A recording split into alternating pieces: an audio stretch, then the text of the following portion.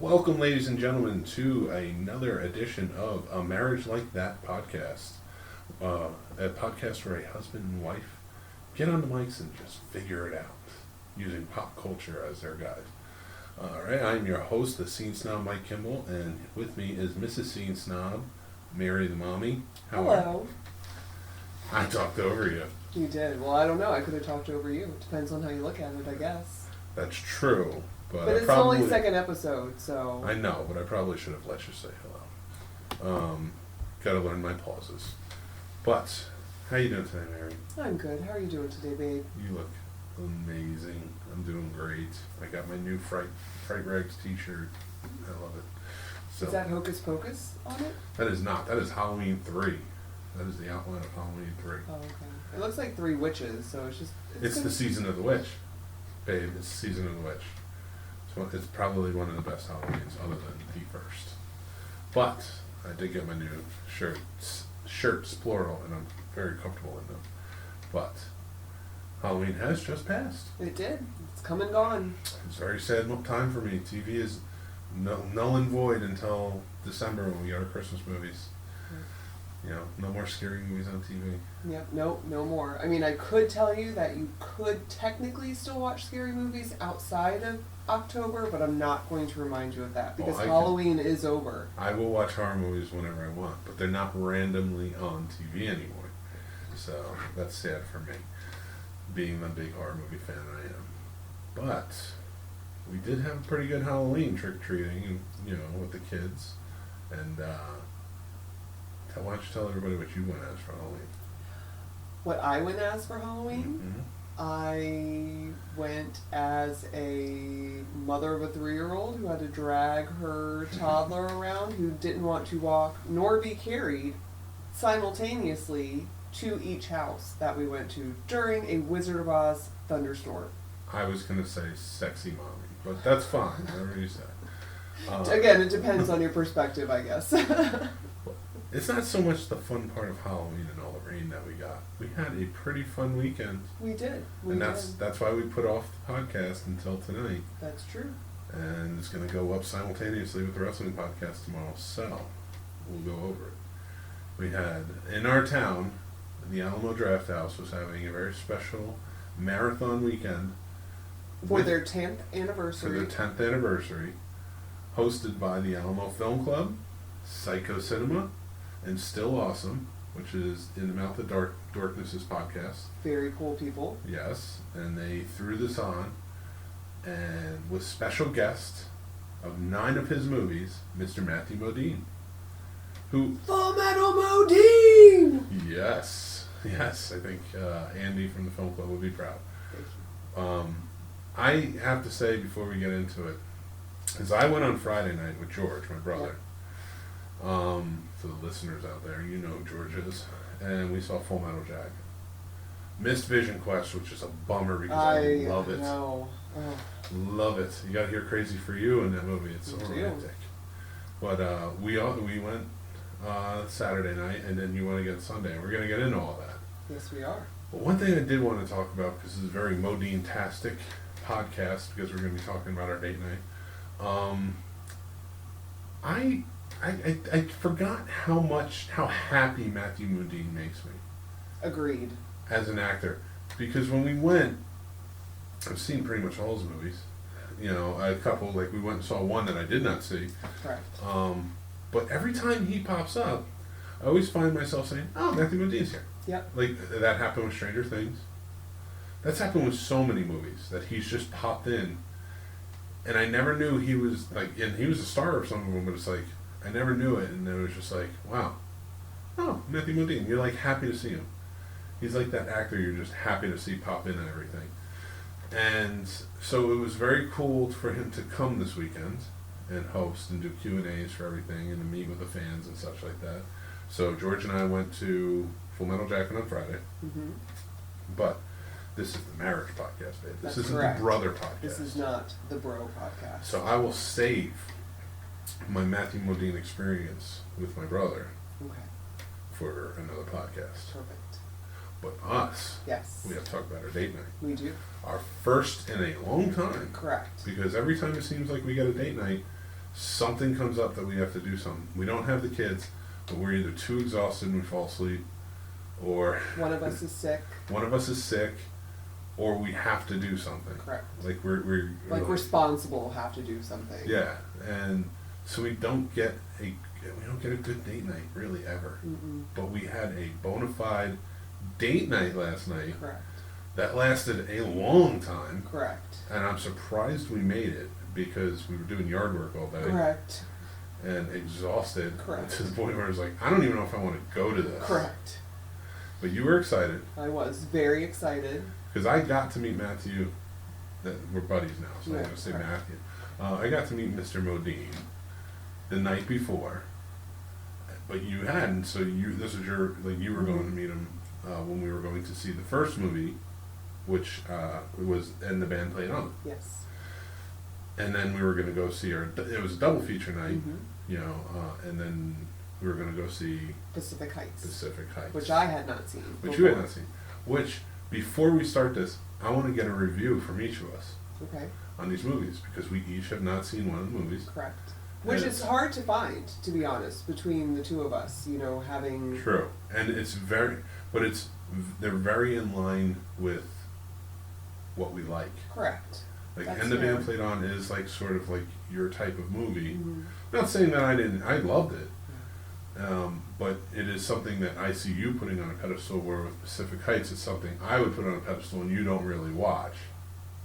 But I want to start with you. I kind of want to work my way backwards. Okay. So I want to start with you on Pacific Heights. Okay. Give me your review. What did you think about Pacific Heights? What stood out? What did you like about the performances of the actors in it? Was it a good thriller to you? And I'll go a little more, but I think I've given you enough to think about Sure. right now. I really, really enjoyed it. As I'm sure our listeners out there know, am not a huge horror fan, but I do like a good thriller. Let me interject for 1 second for anybody who hasn't seen it. I just want to say this is a 1988 movie starring Matthew Modine, Melanie Griffith, and Michael Keaton. Modine and Griffith play a couple who own a home and they rent out.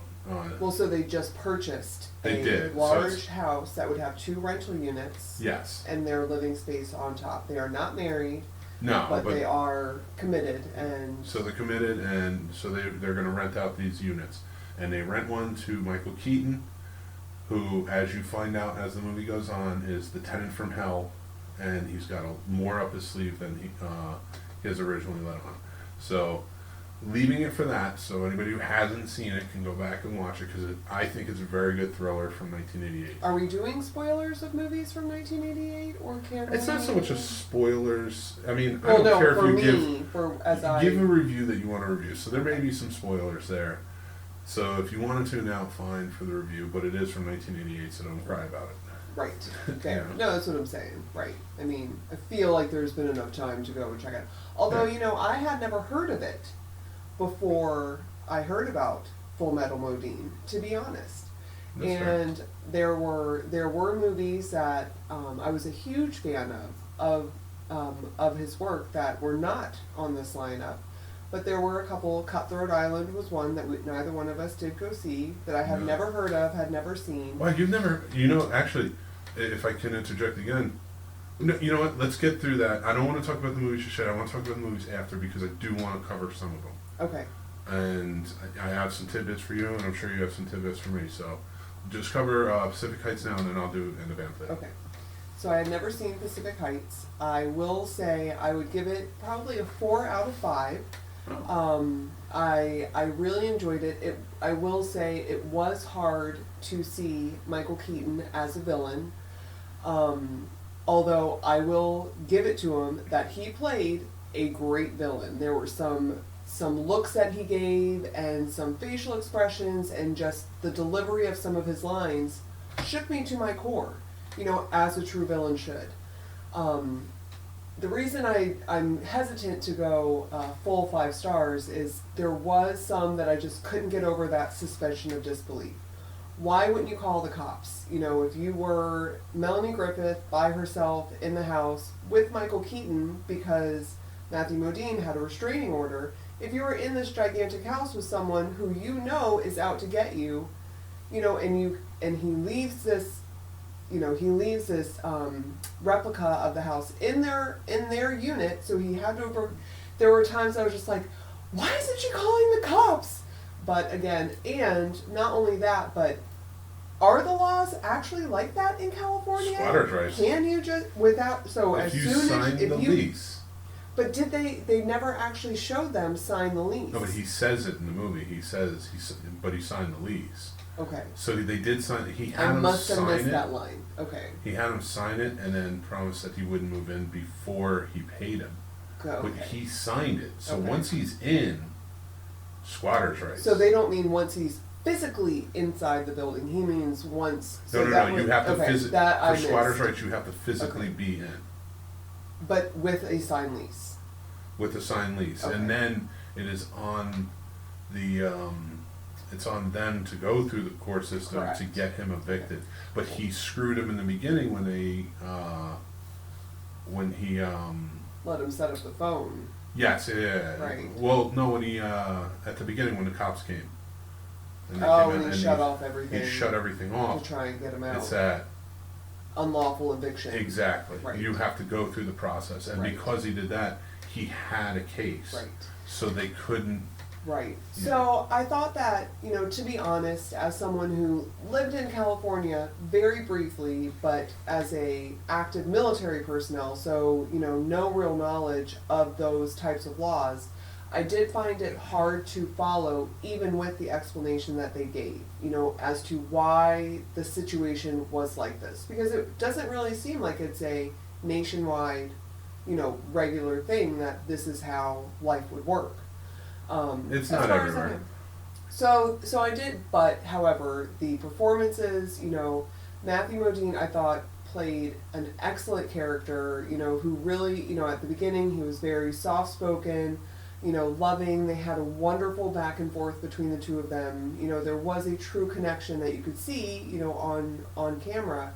But you know, when pushed, you know, when a good man goes to war, you know, he really reached down, and you know, I having met him now in person, I find it more, you know, more believable that of the beginning part of his personality, and you know how he was towards the end, kind of the calmer, collected version of himself. But no, I really liked it. I thought it was, you know, it was very similar to, you know, as we discussed, kind of a No Way Out type of movie, or you know, still nowhere near a Not Without My Daughter kind of thriller.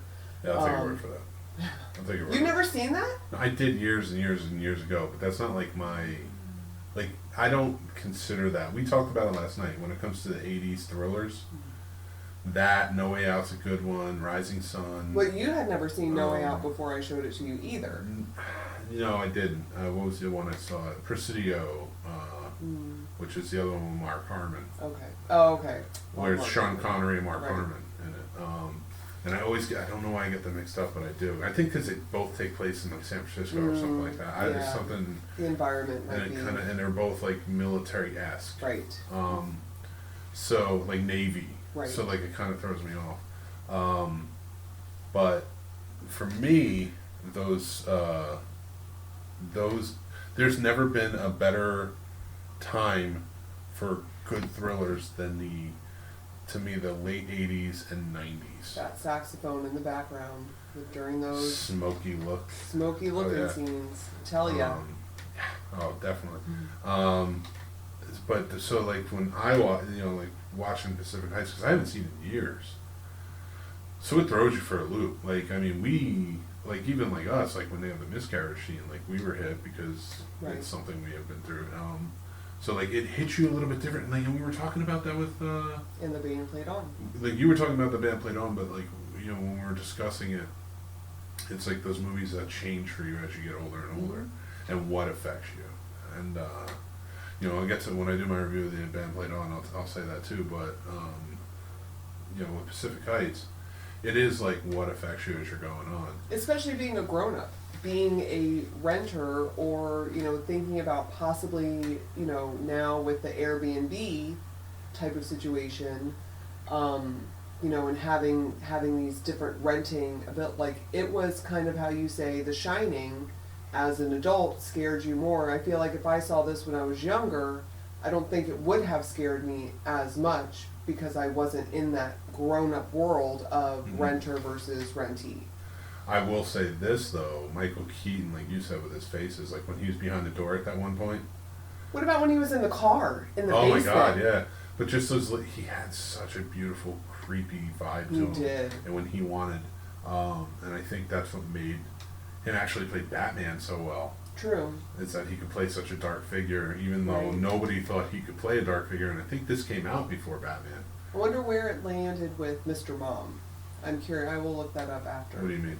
Whether Mr. Mom came before or after this movie did, because he. Well, Mr. Mom was way before this. Okay. Mr. Mom was like 84. I want to say this was like 88 or 89. If it's Mr. Mom was 83. that was early on. Like Yeah, you even see that's how true. early on he was so young in that. Yeah. I mean, he was known for his comedies.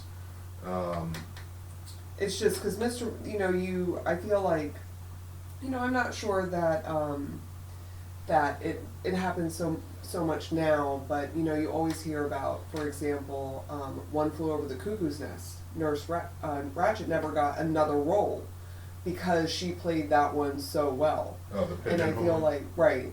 And so I was curious as to, where that landed, because a movie like Mr. Mom, you would think he kind of would get, or had the possibility to. But it's still, I don't know, having grown up on movies like Mr. Mom versus movies like Pacific Heights, it was a little disarming to see him again as a villain. My mom, before we went and saw it, said that she didn't like it that much because Michael Keaton played a villain. Well, I mean, up until that point, and it's actually now that I looked it up, this movie Pacific Heights came out in 1990, so it came out a year after Batman. Oh wow! So I Okay, could so see- it did come after. I could see people seeing Batman and saying, okay, he could play creepy, but Right. it was clean and sober. Right. That was not. I don't know if it was well received or a huge hit, but I've seen it, and I know it was like I know people who have, and like it's a popular performance from him. He was very good in it, and it was a dramatic role, so I think that probably had a lot to do with it too. But like for the creepiness, yeah, I think Batman would help. Yeah. He wasn't the villain, of course, Right. but Right. he really played it up in this, and he did a great job. Yeah. So 4 out of 5, that's big. Yeah. No, and to be honest, maybe it is because having heard him speak, having interacted him and got to meet him, I still feel like I am kind of riding that adrenaline high from Full Metal Modine weekend, and I loved him before, enough to go see 3 movies this weekend. Yeah. Between the two of us, you having seen Full Metal Jacket Friday, and this morning I went and saw Memphis Belle with my parents. I had loved him before, but it made him even more endearing, and so it made me love it even more, having heard him talk, and to hear him talk about the film and hear all of these personal stories. It really was magical. I mean, it really was a magical experience, Absolutely. specifically for him, because he did seem like such a endearing, humble person. And I know for you, and the band played on was a big movie. I had never seen it before. Mhm. I had heard of it. I always thought it was a military movie. I don't know why. I had no reason. I didn't know anything about it. I didn't know what it could have been about. But I always associated it with like an HBO military movie, just something that has to do with military. And not that wouldn't make me not want to see it, but I just never did. It never came around. So, plus we didn't have HBO as a kid, so there's stuff like that. Like it slipped through the cracks. Sure. But Yeah. going to see it yesterday was very impactful, especially seeing it on theater, because HBO granted this come on the Film Club got special permission by HBO. They spent a special version over to watch it, which I thought was awesome. To make sure it could play on the equipment that the Mhm. Alamo had. It was only, they said it was only the second time it had shown on the big screen Yeah, and because it was HBO. it's such a cool. It was such a cool movie to see on the big screen.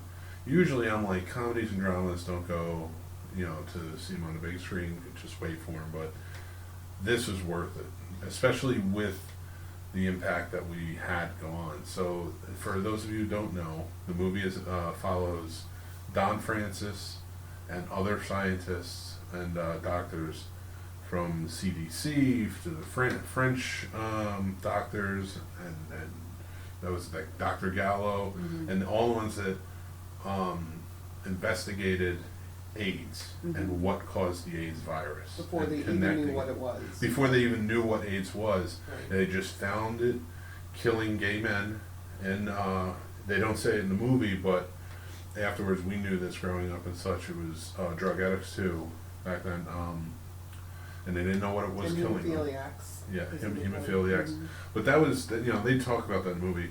It was happening since the beginning, but they never associated it Right.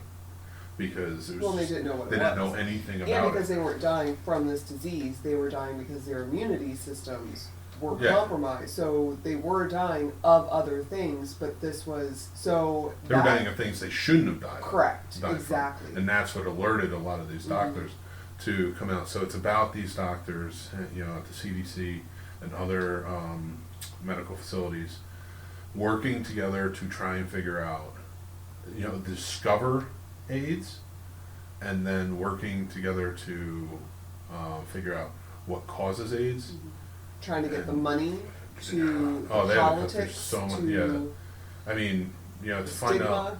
And I do remember hearing that, but it was later on in life that Ronald Reagan never even mentioned AIDS, in any of his speeches. But I remember the epidemic. Right. I remember it going around, The and I do stigma. remember when, what they called it, grids. Mm-hmm. Yeah, like I remember that, and then it changed to AIDS. Mm-hmm. When it, which made sense, and they talk about that in the movie. Mm-hmm. But there's so much that was like kind of flashback for me, memory.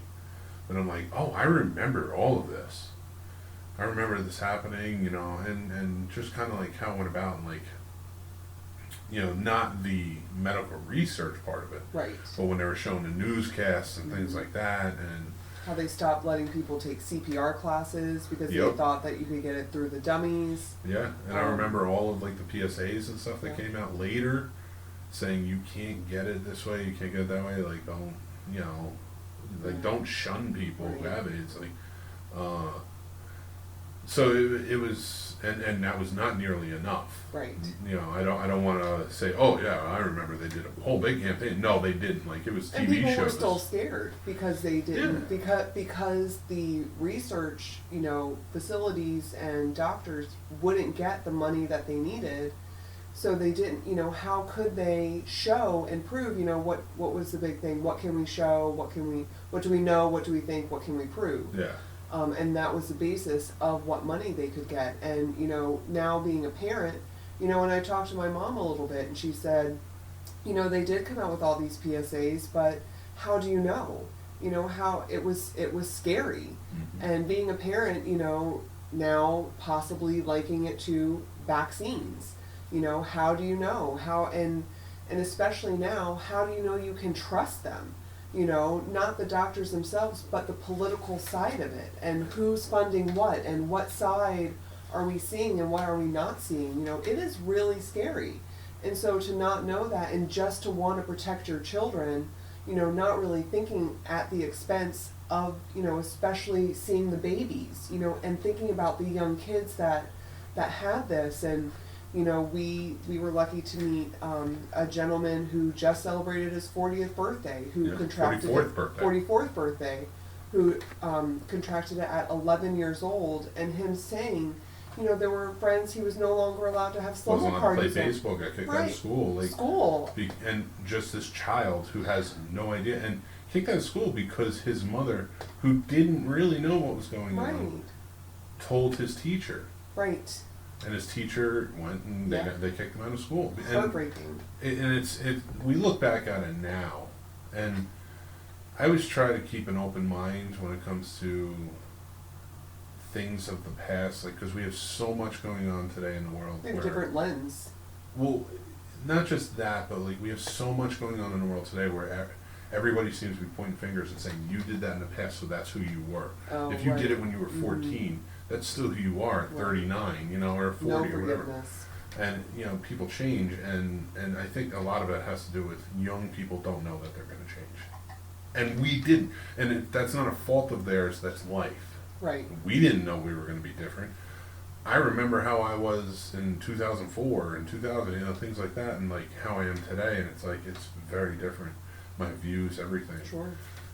And the reason I look back at that is like I don't want to fault people for back then being scared and Oh, doing no. things in a way that was, but it is heartbreaking. It's It heartbreaking. really is heartbreaking that it had to happen that way, and especially to find out through this movie that it was happening that way because they wanted to put out a phase 2, like he talks about. Right. Here's my phase 2. We need to educate everybody so they know that it's not something you can just get Right. by standing next to somebody with AIDS. So these people aren't suffering anymore, and yet they didn't want to fund it.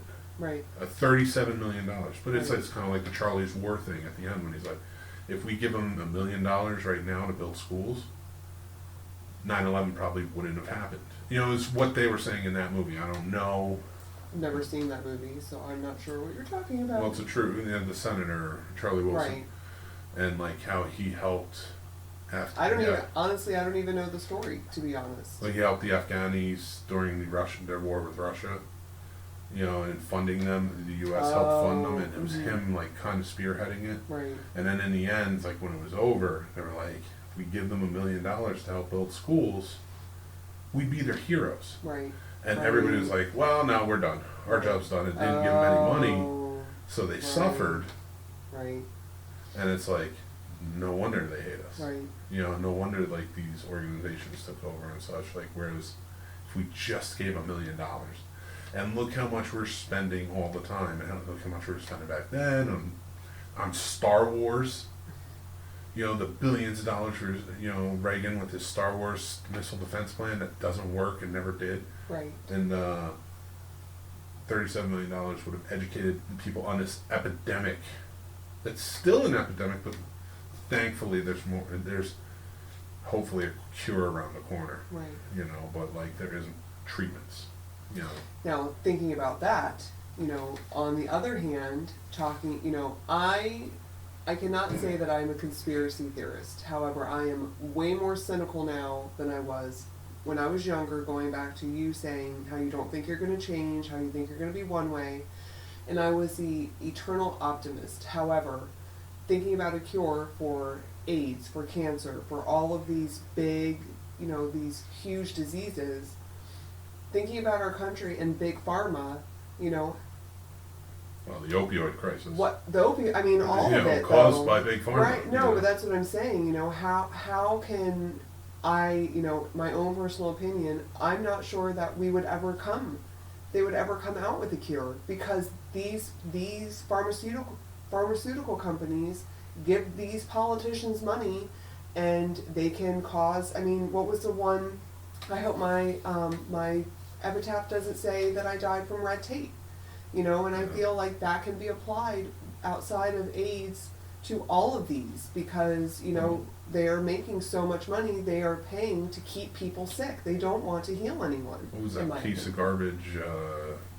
Was it Martin Shkreli or something like that? Or he was the guy Oh, yeah. who was holding the EpiPens for Yes. $5,000 a pop, The one and they time the cost country them- came together to hate this man. and they cost them like $8.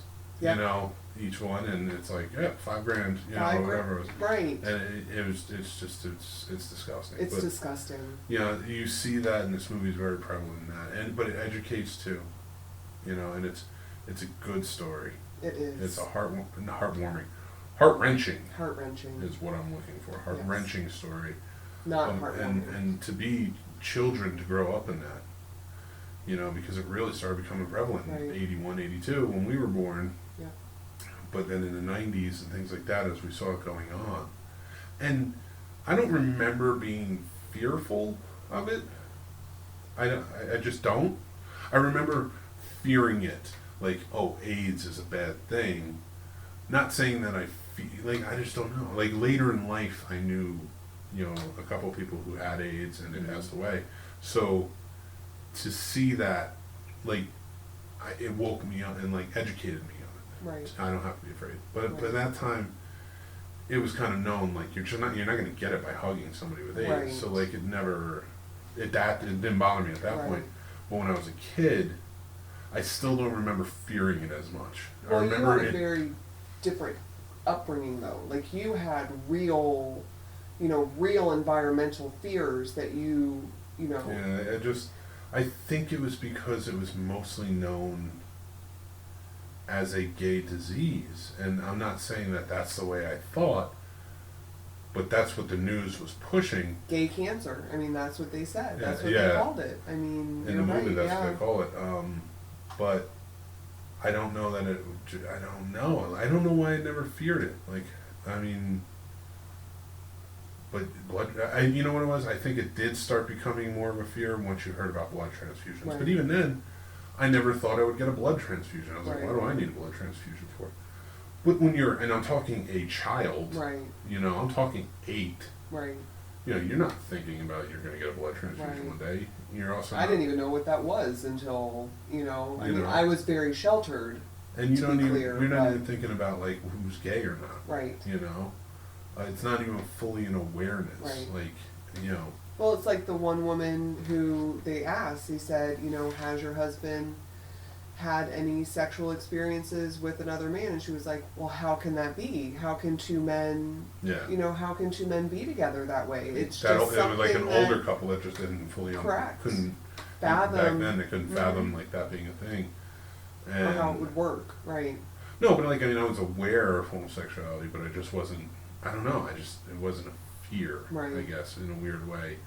Well, I shouldn't say in a weird way, but like, it should never be a fear. Right. But I just, it wasn't a thing. I guess it was just not a thing in my world. Like you said, there was a different experience. I grew up in the ghetto, so Right. guns were more Right, fear that's being right, robbed, right, being killed. right. Those were more a Real fear life, sure. for like what I was growing up in than AIDS. You Mhm. know, and that's, we didn't have drugs in my house. Alcohol was more the poison in our Right. house. So like, getting it through needles, and you knew that, like, you saw the PSAs for that, but I was like, well, I don't do drugs, so I'm not Right. gonna get it, like, I guess, like, that's just like an 8-year-old Mike's way of trying to cope with it. I don't know, but it started becoming more prevalent when, like, sitcoms started having episodes about it, and you started, like, I think that was understanding. my first real experience because my parents, my dad was military and we lived on base for most of my childhood. And my parents, specifically my mom, I think wanted to shield us from a lot of those real world fears. Mhm. So I had I don't even really remember a lot of what you're remembering because I don't think we were exposed to it. And so, the sitcoms and stuff were really my first experience, and thinking about that now with our kids, every time they ask us a question, we try. There have been a couple that were like, when you're older, we'll tell you this, but I try and be very real with them, And one of the hardest parts was we were watching a movie where someone had, I think it was cocaine. And it shook me to my core that now my son saw this and knows that it exists. And you remember, I was torn over it, heartbroken that part of his innocence was lost. But, you raised this point of, yeah, but now he knows what it is. Now if he goes somewhere, God forbid, at any age, I don't think it's going to happen, pray to God that this won't happen anytime soon, but he'll know what it is.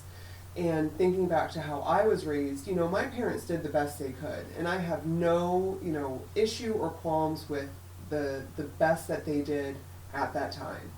But I don't think I would want, I don't think I'd raise our kids the same way with that. And, because I want them to know, I want them to be exposed to it. I want them to know that, if we meet someone who has AIDS, that you can hug them, or that you should want to, because, there's 10 other people that will shun that person. But it's even one step further, because now, in our age, there are people they can have HIV or they can have AIDS, and you can still have sex with them and not get Correct. it. So it's such a different world than we Right. grew up, because again, we went through, this is just starting, there's no hope. Right.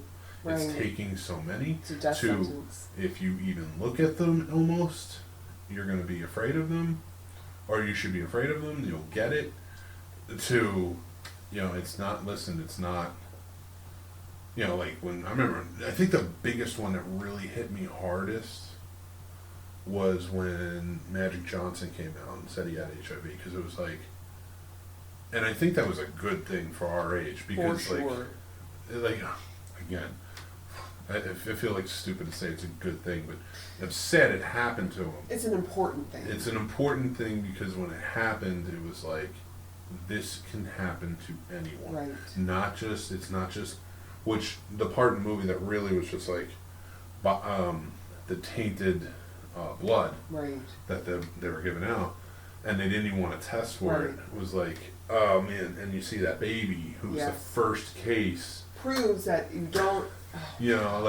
And they don't even want to put that out there. They don't Right. want to talk about that. Like this baby got it from a blood transfusion, is 18 months old and dying of AIDS. Right. And you're like, what? And like, in being parents now, like I said about movies hitting you differently at different ages. If I had seen this in 1993, I don't think that would have hit me as hard. I would have been like, that's sad. Oh, this poor baby.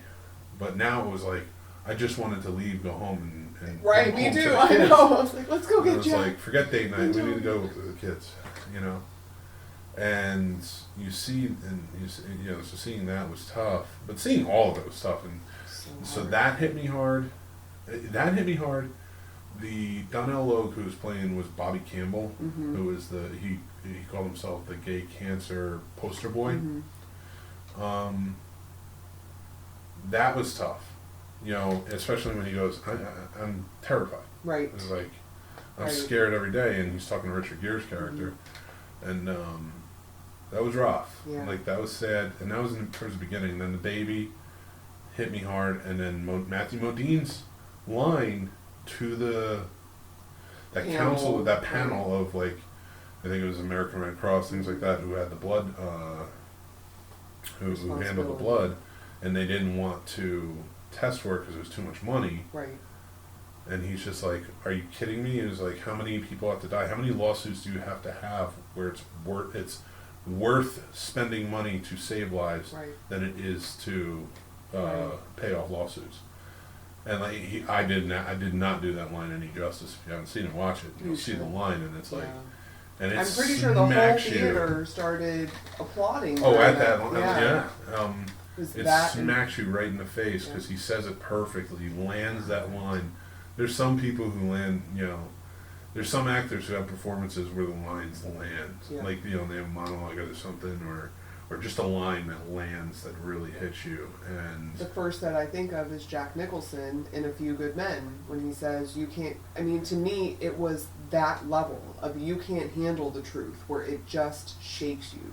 yeah, Where the delivery and the passion and the facial expressions yeah. just all are perfect in line. Like I said, I've only ever cried in 2 other movies before, and that was Field of Dreams, which is another line, which is, hey Dad, you want to play baseball? That he, just the way, like, when he chokes up, you choke Wanna up. play And you're catch. just like, oh my God. Because every son, whether they know their father or not, can feel that. Right. And then It's a Wonderful Life. At the end, when he comes in, he says to my brother George, the richest man in town, Yeah. after this whole movie, this dismal movie, and it lands. And so like his line was the same, like "Tears in My Eyes" landed, and then that Elton John song in the Yeah. end where they're. With the quilt, that was. I one do of remember the quilt. Yes. But then seeing the names and then remembering Correlating through them with oh my the gosh. yeah, and it's just but the fact that they put the death tolls, the how many had the age versus how many died from it. And how many And states all- it was in. Sometimes they showed that, but sometimes they'd have the caption at the bottom. Oh, because I that was thought you the meant worldly his- total. I thought you meant the butcher's bill. That Matthew But that Modine's too, because that character. would fluctuate too throughout the movie. Mhm. But when they would put the tolls down at the bottom, and you're just like, and you see that number rising exponentially throughout, and you're like, oh my God, do something! And we're still alive in 2019, saying they've done a lot since then. But I'm like, even in 1993, they didn't do much. Right. You know, Right. when this movie came out, and you know the fact that they had to make this movie to show you that, you know, it hits you hard. But that I would give it. I don't know. Maybe a 5 out of 5. That was a really good It was movie, really good. and it affected me. Yeah. Yeah, and performances from everybody. I mean, they had some Everybody. huge stars in the They movie. did. Lily Tomlin was great in it. So great. She was great.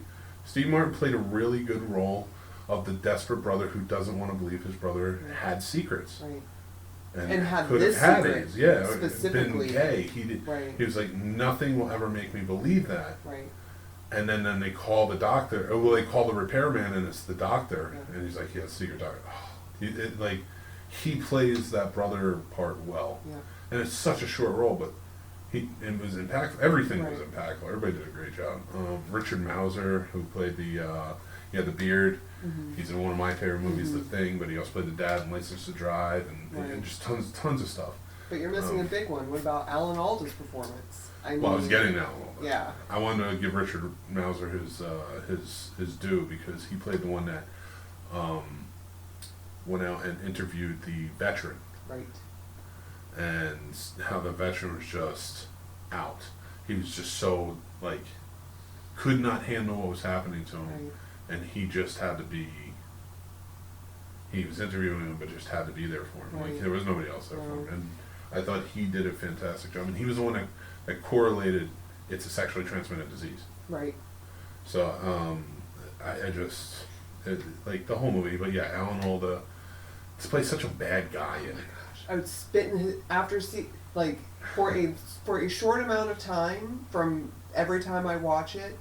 If I do, for whatever serendipitous reason, I will spit in his face. No, you always have to tell yourself he did the movie to build the awareness. I know. So he played this terrible person, correct. this Correct. terrible doctor who's just in it for the, which still did some good because he was still investigating it, Correct. but he was just a despicable person. But Alan Alda playing that role was just fantastic. The aloofness and but you can tell deep down how enraged he was, but it was just like, whatever, I don't care. That scene when he finally says to him, "I'll meet with the French doctors," and he's like, "But I only want to be in a room with my peers." And then you get to the room and he kicks Matthew Modine's character out of the room, and you're like, "This is the guy from the beginning." Right. From the Yep. beginning, figured this out. He had lots of help. Don't get me wrong. He helped figured this out, and he treated him like dog shit. Yeah. I don't mean to curse, but he did. He did. And that was so despicable, and I hated it. But I do want to one more because there's so many, and I So think everybody many. should watch it because there's so many great performances. Speedy Wong Every gave a great performance. performance, but Ian McKellen's performance, Oh my gosh. which my introduction to Ian McKellen was really the X-Men movies. I knew he existed. He always looked familiar, Right. but like he was not a huge star before then. Right. And like to me, knowing Sure. and Yeah. he wasn't in a lot of movies that I saw. Mm-hmm. So going back and watching something where he wasn't a star, but he was one of the stars, and he played an influential character in it, and such a heartbreaking character. And it's B.D. Wong played his. Yeah, Is that his Kiko, name? I think was Kiko, his name in the movie. yeah. His boyfriend's character. My God, B.D. Wong There- is, but that same year he did Jurassic Park too. Oh wow. So like you see, Wow. and like B.D. Wong has done some amazing performances. Father of the Bride. Hello. Oh, yeah. Sorry. Yeah. But He did great in that. oh, I never he even. was so. But them together. I mean, they're When he comes walks back in. and he's just crying. Oh my gosh, that's what I was going to bring up. But I gotta say, like, I don't want to dwell on this too much because we had a pretty great We date did. night. And, but I do want to say, like, yeah, maybe 5 out of 5. This is a great It's a movie. great movie. And I suggest anybody go check it out, Yeah. especially if you have HBO. It's got to be on there. I know we have it on HBO Go Mhm. or whatever, but just check it out. But before we move on, and I wanted to bring it up, but we really just kind of got into it. You know, the one thing that just touched me the most was that when the Alamo reached out to HBO to ask permission to show this, the only condition that HBO gave was they had to show it for free. They could not Yeah. charge for anyone to see this movie.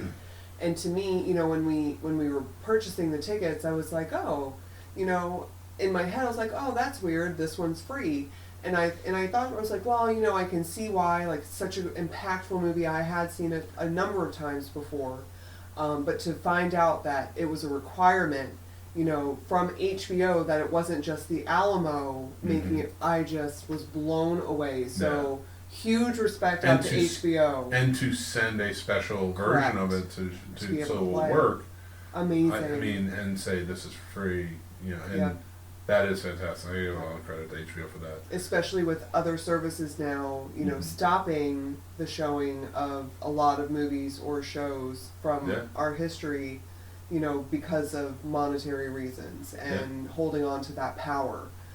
It's really sad, you know, that Yeah, they have to do that. I'm it not was going to like name even names, mentioned- but well, no, but I named names on the last podcast, on the Seed Centers podcast, and Disney does that. yeah, And now they're doing it with Fox movies, but Yeah. they even mentioned it this weekend that they couldn't show Gross Anatomy. It's a right. Disney movie, Yes, so exactly. And that was one of my favorite movies of Matthew Modine. which is another one I haven't seen.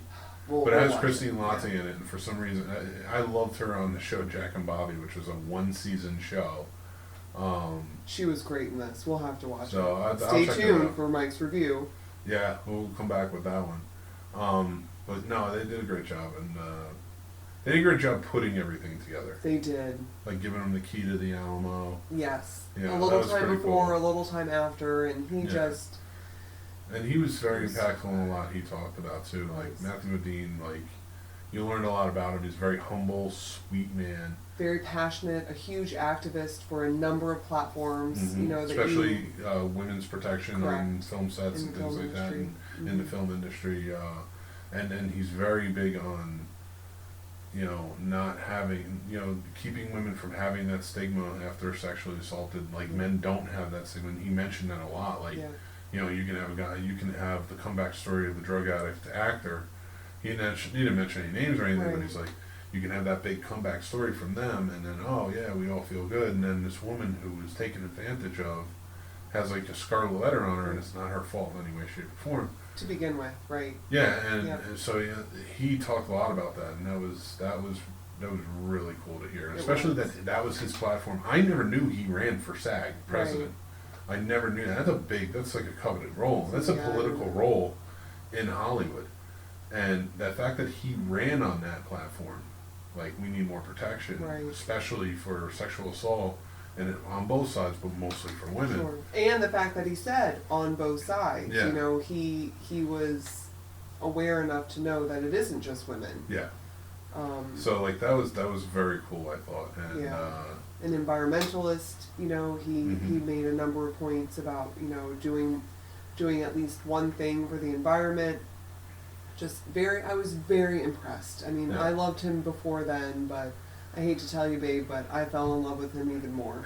that's fair. He's lucky we're all lucky he's been happily married for 40 years, but Yeah. Well, except that one guy who kept asking about oh my actresses. gosh. I don't There's wanna always get- that one guy. Yeah, I'm not going to dive into that, Let's call not. anybody out, but I do want to talk about some of the other movies that were on there. Like we were talking about Cutthroat Island before, so they showed the movies they were showing were Married to the Mob. Hmm. So Friday night was Married to the Mob was the opener.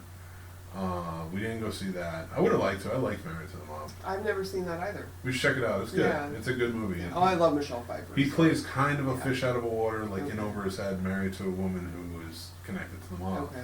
who Michelle Pfeiffer plays. I haven't seen it in a long time, but it was a good movie. Then there was Full Metal Jacket, which my brother and I went and saw. Vision And- Quest. Vision Quest, which I love. I love Vision Quest.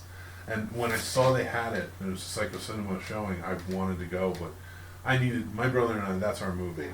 The Full Metal Jacket's our movie. We wore that DVD out after he got back from boot. So, and he wanted to get his cover signed. Because Yeah. he got his Marine cover signed from Arlie Ermy when he met him. So he wanted to get it signed by Matthew Modine. That was a big deal. So, And shout out to Faye for getting to slow dance with Matthew Modine. Yes. Too crazy for you, and just I know. That's jealousy awesome. is like pouring out of my skin, and Not just more than and not more than your excitedness mother, for her. though. Oh my gosh, my mom! That picture of her just She's so smitten. smitten. Well, that's her Hollywood crush. Yeah. So, But he you know, it was even more so having met him and talked to him. Just speak so highly of him. You know, it just yeah. Well, caught that dream. so so it was Vision Quest after that, which I couldn't go see because we were in Full Metal Mhm. Jacket, and it was just happening And I had to watch overlap, the kids. and you had to watch the kids. Well, I didn't and then- have to. Yeah. The next day it was Cutthroat Island. What was this? Cutthroat Island, and the band played on, and Pacific Heights. Pacific Heights is the sixth. So yeah, it was 3 each day, Mm-hmm. and then today was Memphis Belle, Birdie, Birdie. which I've is like I've one of never his even heard of. not his Right, first yeah. movie, but like early on one of his Yeah. first movies. That was before. Mhm. That was like one of the ones that helped get him Full Metal Jacket. Okay. And it was a secret secret. screening, so we don't know what that was. And there 'cause we was couldn't this make that. showing of some short films. 6 that of he his did. short films, that yeah. started off as 3, but then as the weekend progressed, doubled Yep. in Which size. I would have loved to have gone to see. Me too. I would have loved to have seen them all, because again, Agreed. all of the movies are really good. And like even Cutthroat Island is a fun movie. He plays it's a mix between Jack Sparrow and Wesley from Ugh, Princess boy, Bride yes. type character.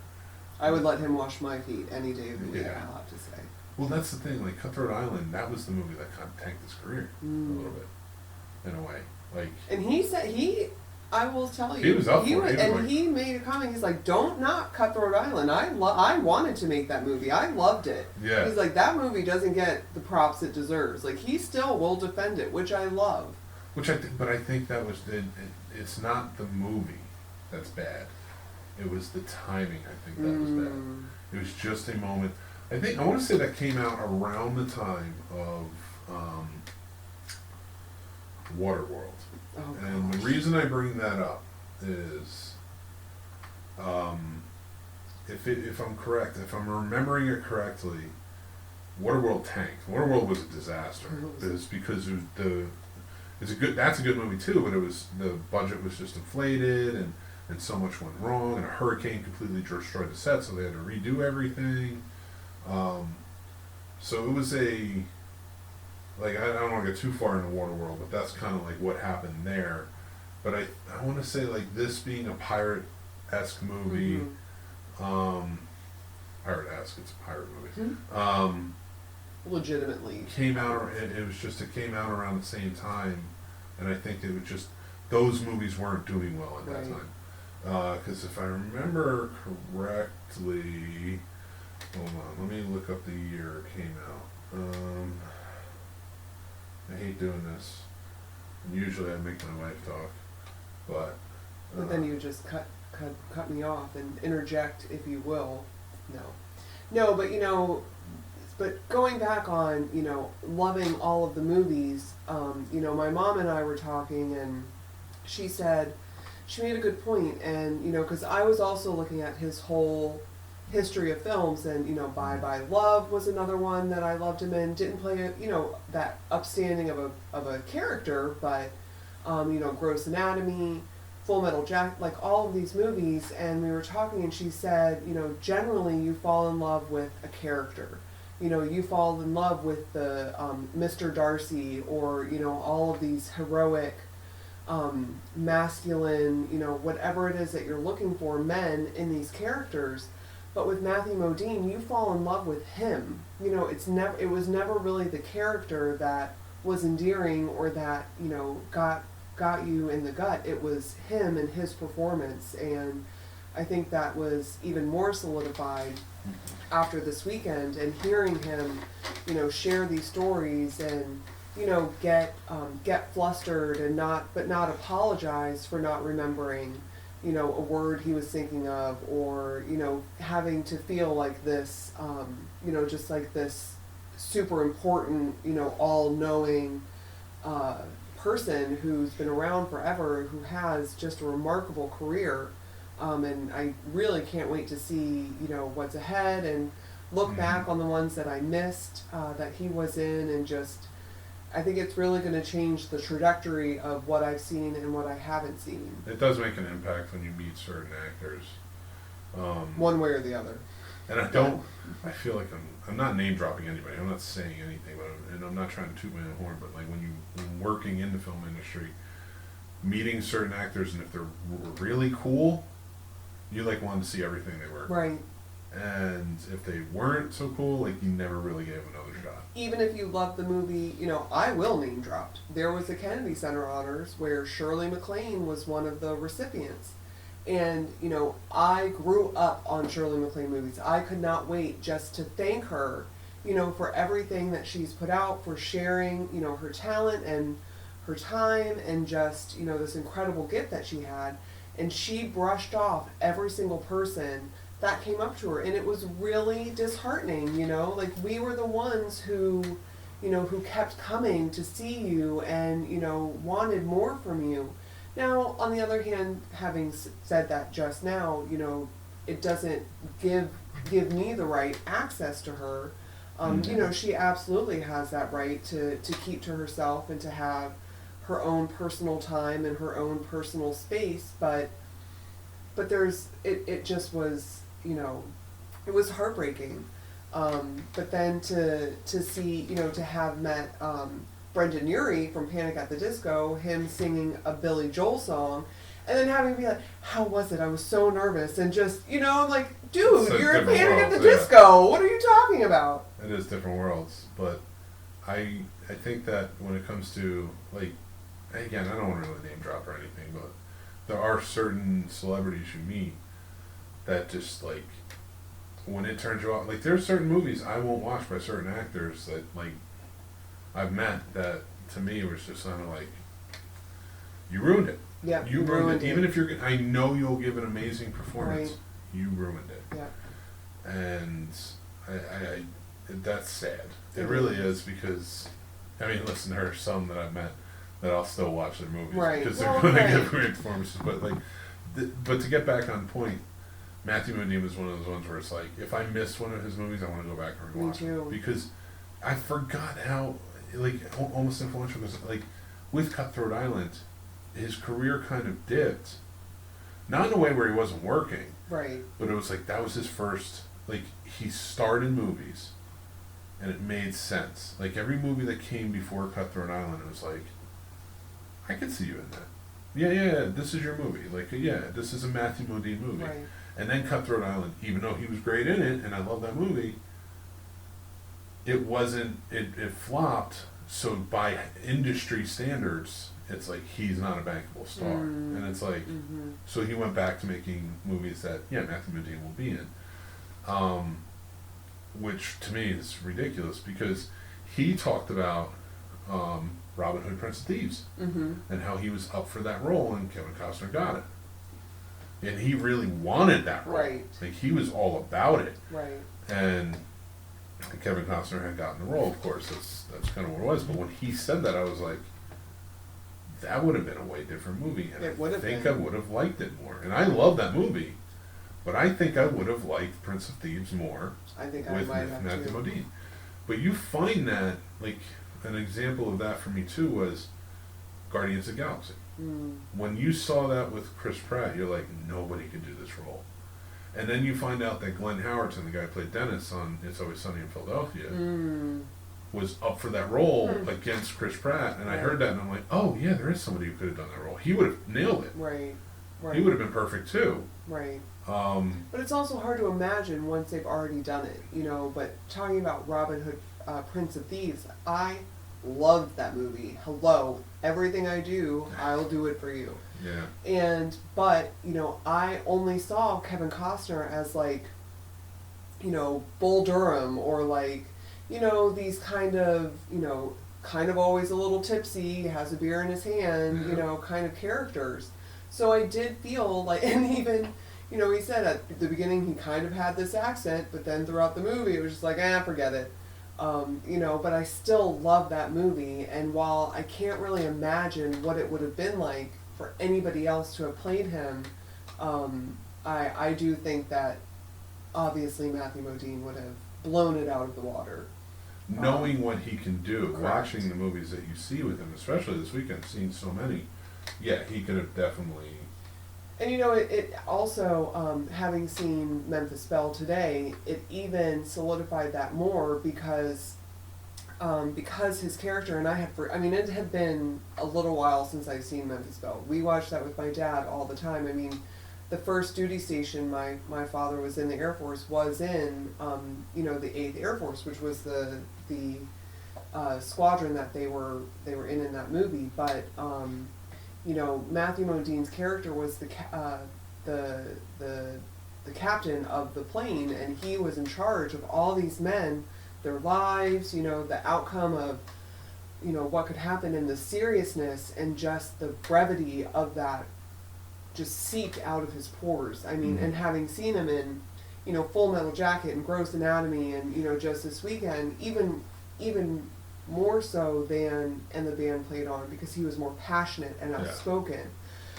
He definitely played, in my opinion, a quieter role, but just as intense. And then at the end of Memphis Belle, when everybody is on the ground, you know, he brings over the bottle of champagne, shakes it up, and just screams in jubilation. And, you know, he mentions it. He said, you know, as he was talking to the vets and, you know, the actual real life person that he portrayed in that movie, they said after moments like that, they would find themselves laughing. And it wasn't because they were necessarily happy or, you know, excited. It was, they just survived. And they just found themselves all just laughing, and, you know, Harry Connick Jr. kissing the ground. I mean, it just is, his performance, I'm not sure when the last time you saw that movie was, but we should watch it. I'm telling you, his performance was just, again, incredible. Yeah, well, and it's actually funny that you kind of mentioned that too, because, again, going back, like, I want to say about Kevin Costner, though, I love Kevin Costner. Oh, I love Kevin Costner, don't get me wrong, He was a movie star, and, like, I could see why he got Robin Hood, Prince of Thieves. Yeah. Because he was a bankable movie star. But the reason I say when I hear Matthew Modine up for that role is because Matthew Modine is one of those actors who's an actor. Mm-hmm. Like Kevin Costner, I love, and he can pull off a role, and especially as the older he gets, he pulls off a role. He's great on Yellowstone, but those are his lane. Mm-hmm. You know, Robin Hood, Prince of Thieves wasn't his lane. Mm-hmm. But then I sit there and I listen to things like with Matthew Modine, like every movie he's in, he's a different character. Right. You know, you see a difference. Like it's not like, oh, that's Kevin Costner, or oh, that's this guy, or Al Pacino, or this. Like yeah, you're giving a great performance, but you're not as good as when you started. When you know, but now it's like you are the character. Right. Like a Tom Hanks. Now Matthew Modine is still different. Like you see him on Stranger Things, and you're like, so different. That's so different from everything else. Kind of going with that though, because I just kind of finish up on that. Like we did have a fantastic date night, and we got to sit there, and he came up and he talked to us after Pacific Heights. Yep. You know, got to ask him who his favorite Batman was that he worked with. And he remembered me when we got to go get a picture, because he was like, "Hi, I'm Matthew." I was like, "Hi, I'm Mary."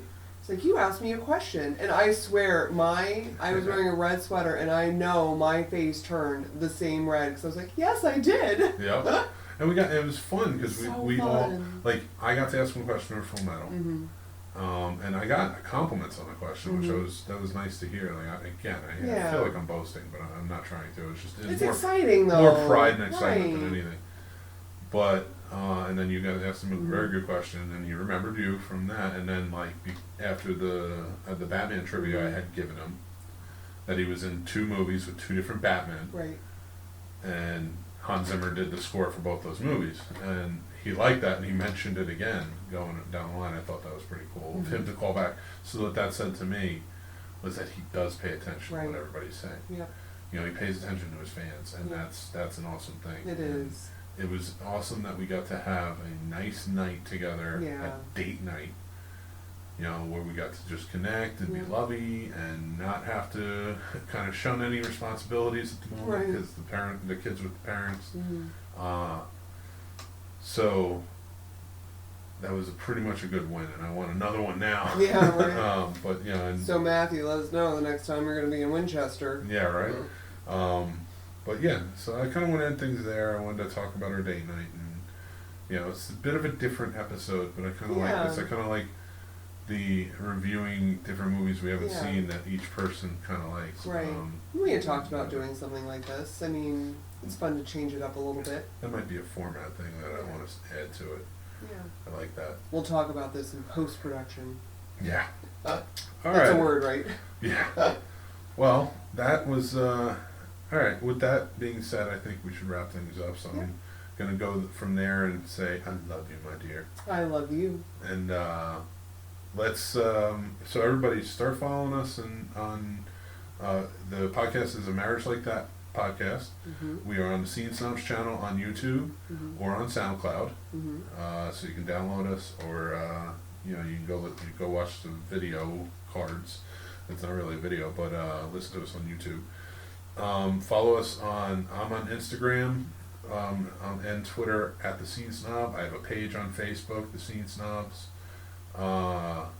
And Mary. You can find all these links, I'm sure, somewhere on the.